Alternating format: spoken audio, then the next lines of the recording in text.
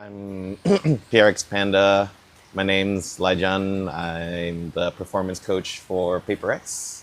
So, what exactly is performance coaching? Because I think a lot of people have misconceptions about what kind of magic you can work on the team. So, can you just kind of run us through that? Sure. I mean, performance coaching, at least for me, is I thought it was so. My background traditionally is in cognitive training. Like I used to be a brain coach before joining PRX. And when I joined the team, I expected to do a lot more of that, a lot more focus, like heavy focus on working on certain cognitive functions.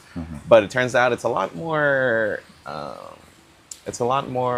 being with the players. It's a lot more about handling their mental state, their general health, and just making sure that everybody is, enjoying themselves, basically. Okay. Then, how did you get into, obviously, not like maybe the full story, because I assume that would take long, but what was the transition? Like, what did you do specifically before in terms of your coaching experience, and then the transition into esports with PRX? So again, like I said, I was working in a brain gym. I worked with people from 9 years old all the way to 80 plus. I've worked with some Olympian athletes as well as people with learning difficulties, things like that. So I have a wide range of people that I've had to coach. A lot of it involves handling mental fatigue because, again, just like any gym exercise, it's fatiguing, but it's not like your body's going to be sore. Your brain will actually be tired. But it's, again, just finding the way to encourage them and push them that last little bit so they get the maximum benefit from whatever they're doing. And it translates over to their real life as well, where it's like just the right mental state where you have a clear goal that you're working towards. Was this something that you've always dreamt of working in, like this type of field or this type of work?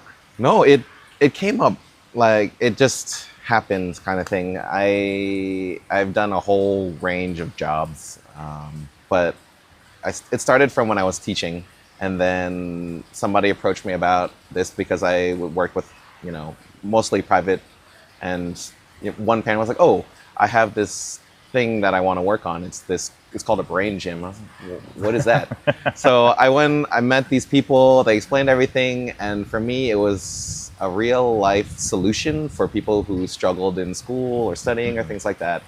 And I just jumped in, I got trained, and it just snowballed from there. And then one day somebody approached me, somebody I know, I was like, "Oh, I'm working with this esports team, and they're having some issues." And I was like, "Do you have any advice?" I'm like, "Well, here's a couple of things you could try."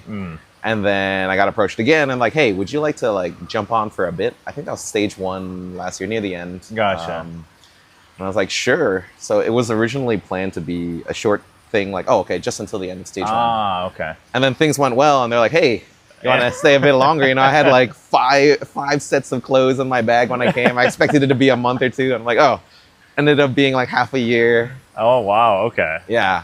I mean, for me, I never expected this to happen. Like, I've been a lifelong gamer. I'm not like a sweaty gamer. I play a lot of casual stuff. But for me, it's like a dream come true. I'm like, oh, it's marrying my interests with like my hobby, I think something, and maybe you might not even have a clear answer for yourself right now, but something that a lot of people are wondering, especially I think with your success with PRX, is how necessary is performance coaching within esports specifically, right? Because these are really young kids, and you like it or hate it, I would like to say that esports is a little bit more socially distanced than a lot of other careers, right? You're in your own isolation. So. Yep.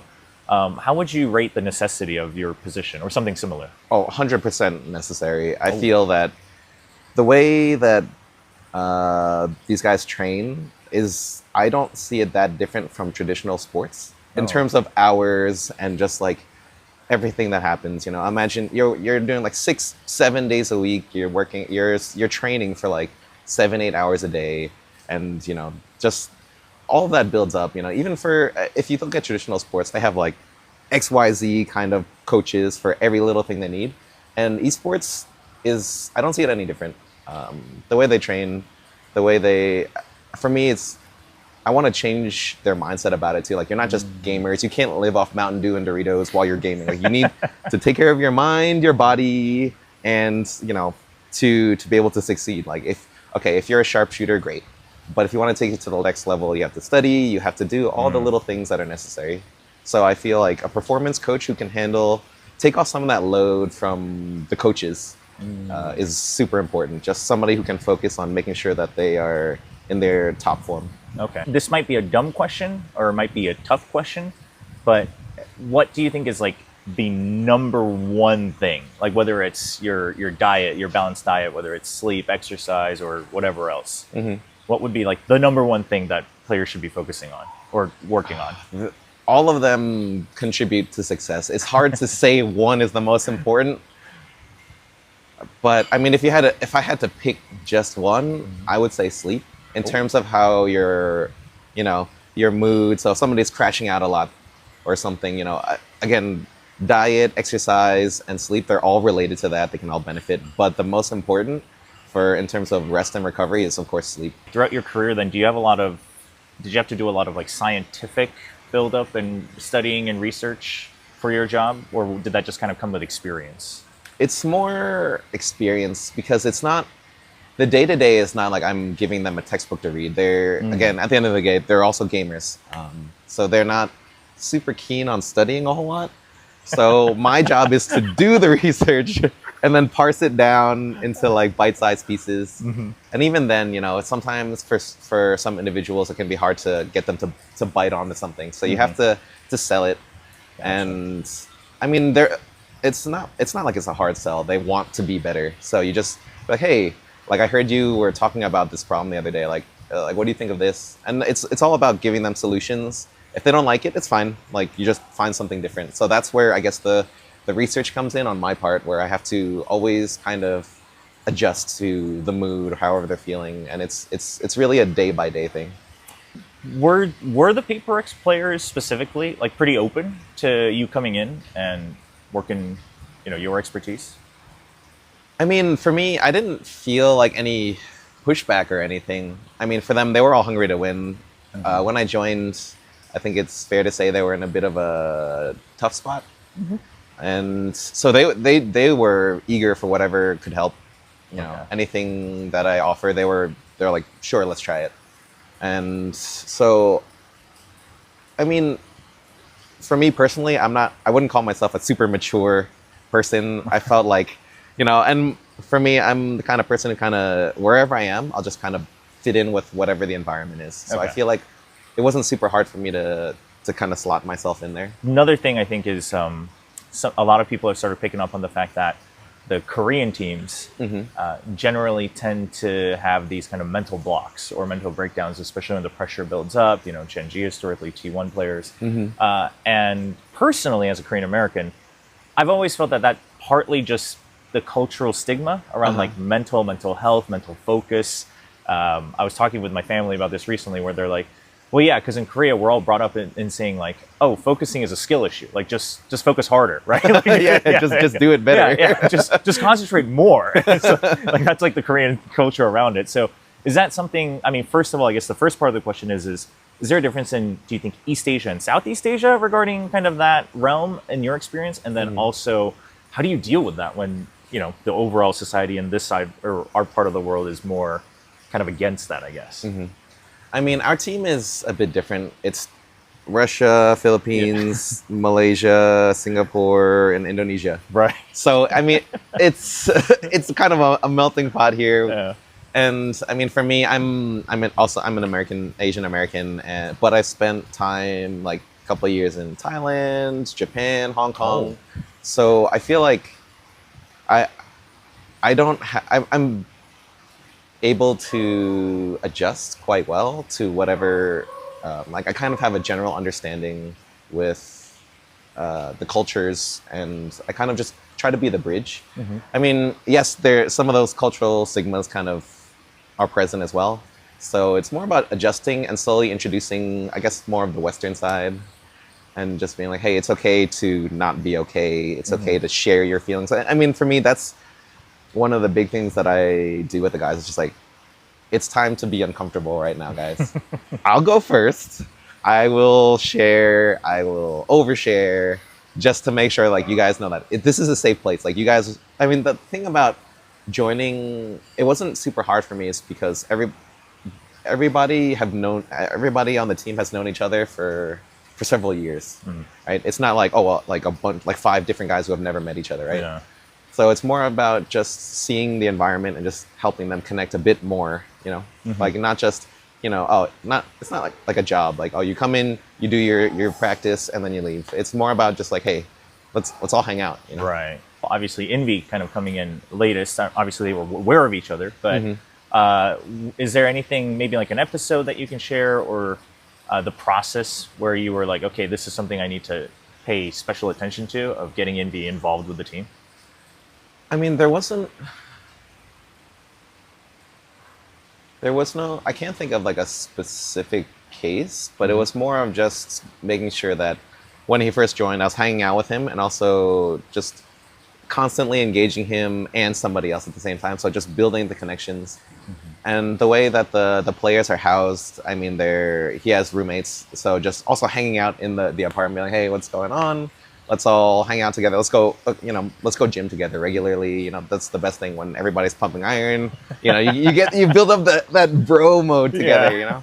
So that's basically what happened. He's for such a young guy, he's quite mature, and he's very eager to perform. So he was doing his best to also kind of connect with people. I mean, it wasn't a difficult fit, I would say. Like he's just like a very personable guy. He's like a very empathetic person. So it was easy for him to connect with some of the others for sure.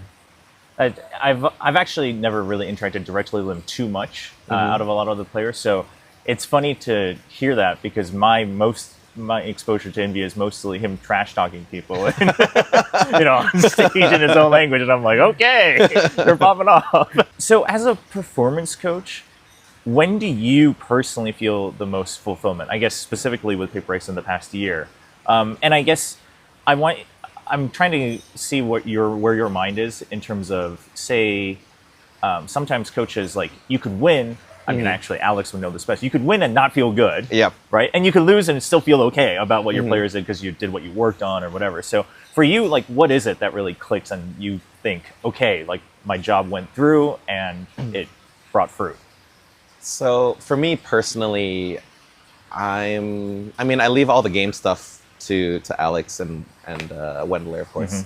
But for me, the most fulfillment, I guess, it comes from seeing them on stage when I'm in the room and I have everybody's cameras up, just seeing them laugh and smile and just enjoying the game, because I know that when they're unstoppable, and like, it's so hard to see young people like grind so hard, like they're dedicated to their goal, and if like they trip, like just seeing them come back from that, the growth, like the mental growth, just the strength that these young people have shown. Like, at their age, there's no way that I was as mentally strong as these guys. You know what I mean?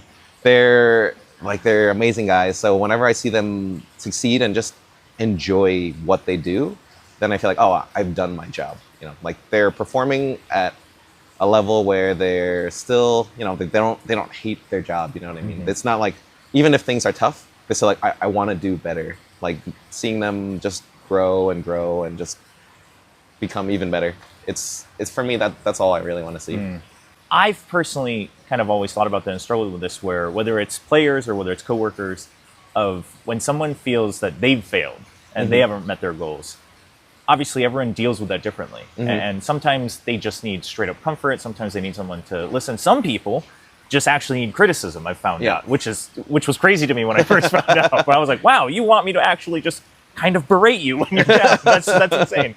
But do you think, like, especially because these players are so young, how important is it to just like match their wavelength versus still try to like steer towards the general consensus of like where the team's going, where, let's say, the tournament's not over, obviously you kind of have to keep your eyes forward. Like, how do you find that balance? I mean, for me, my focus is always like 90% just meeting them on the same level, especially because, again, I don't do much in-game input. I'm just watching them. Like, even during practice, I will just watch the communication, facial expression, body language, and just making sure that they're just connecting with them, being like, hey, you're looking a little rough. Everybody needs a different approach, but again, it's just like, you're looking a little rough, and just letting them know, like, oh, I see you. And if you want to talk, like, whatever the time of night, we'll go for a walk. It doesn't matter, Just the important thing that I feel is necessary, especially for young people, is that, again, just being present. Somebody that's always like, okay, ready to just talk. No, there's no like agenda, whatever, we talk about, it stays between us kind of thing. Just letting them know, like, okay, there is a safe spot. Like, if you don't feel comfortable talking to everybody, like, I'm still here. So for me, just like an output channel. Yeah, exactly. Like, vent to me. It's okay. Or if you want me to be a mouthpiece, if you're not comfortable, I'm also okay doing that. Do you feel that you need to do this for the coaches as well? I mean, obviously not the same level as the players, Sure. but sometimes I do. I mean, when I see communication isn't quite clear or there's a bit of friction or anything like that, I usually step in just to say something. I'll pull them aside or send them a message. Even during practice, be like, oh, hey, by the way, I've noticed this. Maybe we can try it a different way. I asked that because I've actually talked about this recently with some of the Nongshim coaches, and it's something that I've dealt with when I was working in production before, of like, if you're the mentor type or whoever, right, you're listening to everybody else. So then, like, who listens to you, right? Because like it's a pyramid, and it just gets smaller and smaller. There's not enough people. So I've actually always wondered about that because, I mean, especially for Alex, I guess he's flown solo for so long. Yep. So I wonder if you've kind of felt that, okay, like the coaches also need some type of channel there to kind of get this output going so that it's a little more balanced. Yeah, I try to do that for them, but again, it's a bit different. Sure. As I guess coworkers. I don't know. I guess because we're both coaches in a way. Just letting them know, like, hey, you had a pretty rough day today. Like, is everything okay? Right. Just at least just letting them know, like, okay, people have like, again, same thing. I've noticed, like, Gotcha. Are you all right? And if he doesn't want to say anything, it's okay. No pressure to talk, kind of thing. Just like, hey, here's a snack. I brought you something. Right. Like just the little small things. Just the small gestures to let people know, like, hey, I see you. So then, where do you find your output? I mean, I have a wife and daughter. When I'm feeling bad, I'll just send her a text like, oh man, it's been like a long day or something, or I'm just drained. I just need like a recharge. I just talk to my family. Gotcha. And I mean, I connect well with the manager as well. I feel like for the coaches and the staff, he ends up being the venting point more than me. Okay. And I mean, for me too, sometimes we'll just be sitting and we're just like having a meal, because we all share like a place too. Right. So we're just like, after prac, we're just sitting and we're just like, that was a rough one, we sit around, have a chat. So Gotcha. I mean, that's where I find my balance. I Right. guess. A little bit more communal as well. Okay. Cool. Let's talk a little bit about Santiago then. You guys were trying at least to make sure that there was a gradual switch for Jetlag for the time zone, like even before while you were in Seoul. So how did that go? Do you think did you feel that it was successful? Do you think it helped the players? Were the players cooperative in that sense? Telling players that they can sleep later is usually not that hard. That's the thing. We're like, okay, you want to stay up late playing TFT? Right.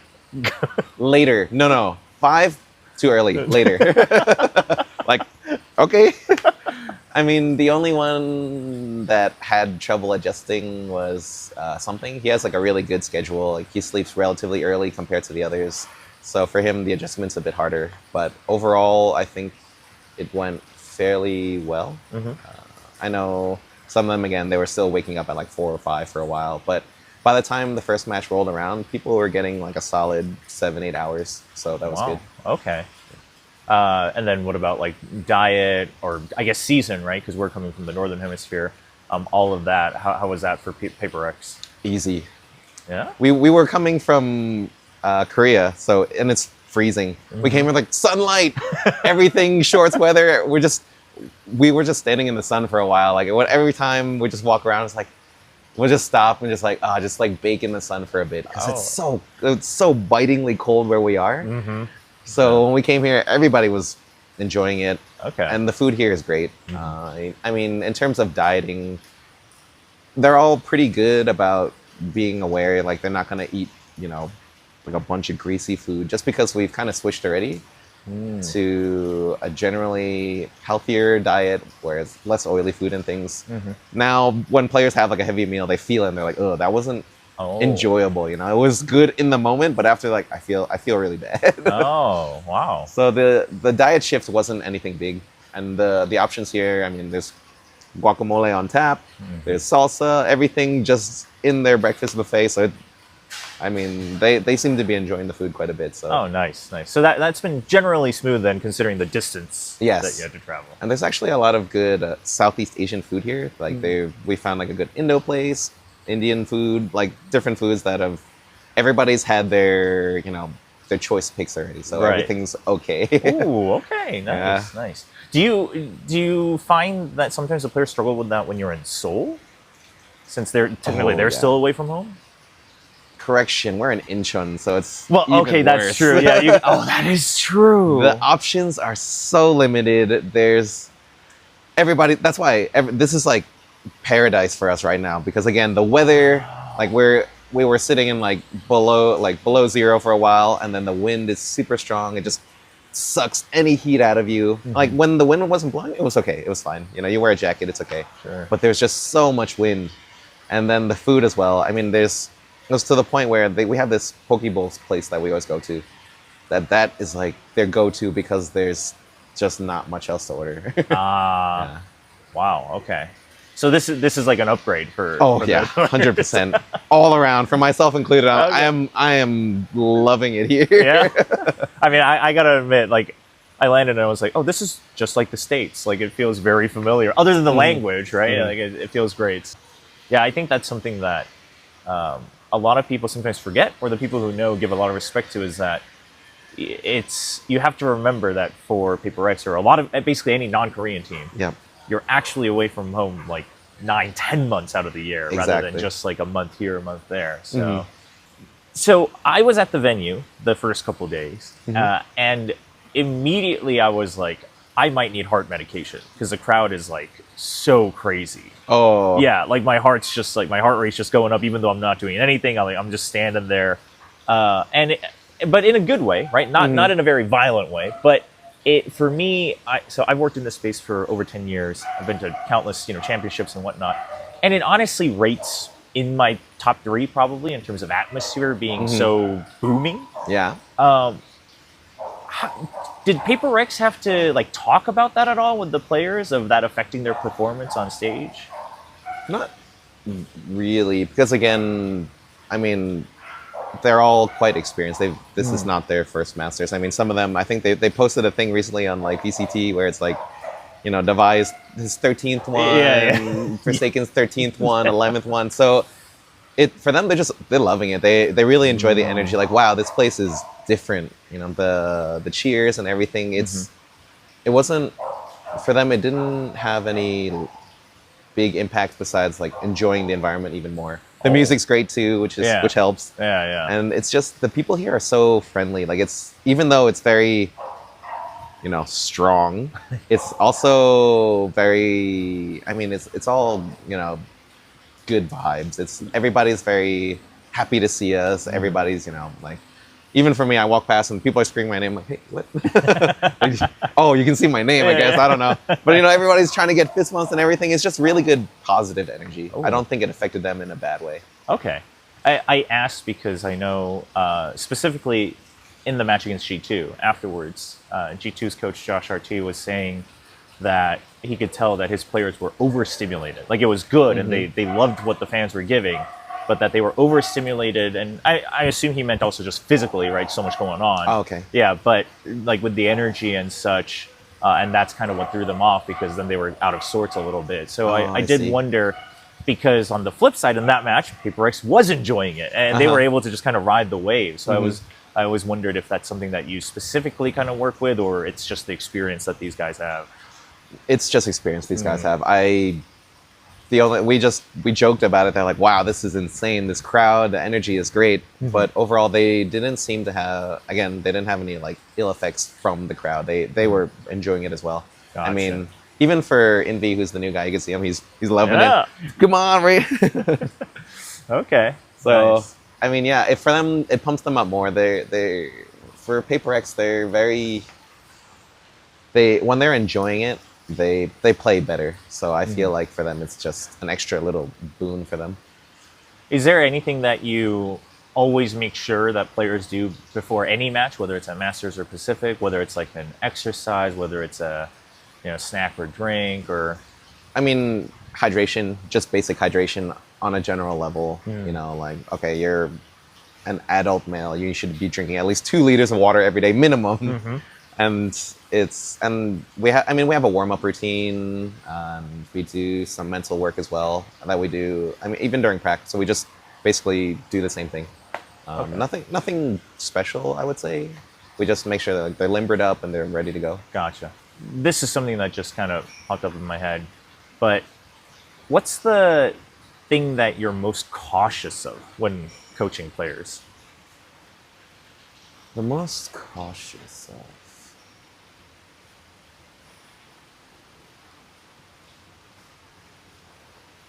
The thing that I'm most cautious about with players is,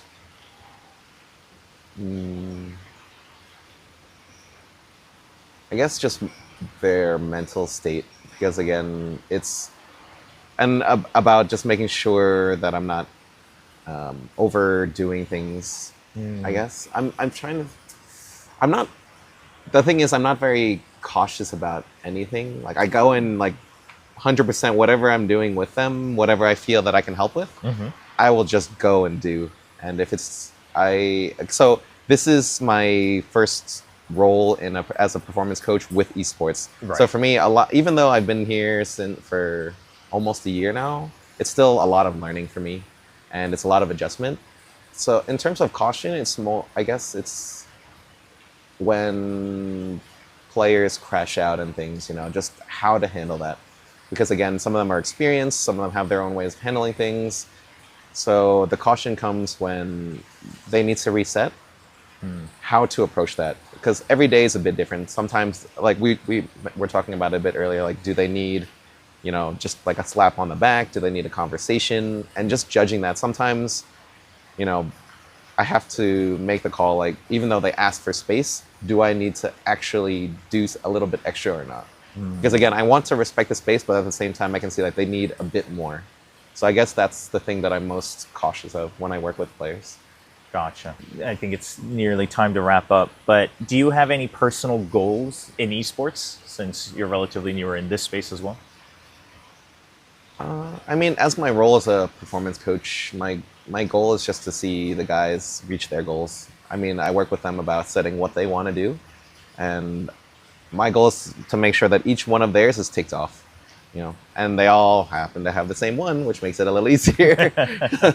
So yeah, for me, I don't have any personal ones. My goal is like I have a shared goal with them basically, where it's just like we need to lift the trophy and whatever I need to do to get there.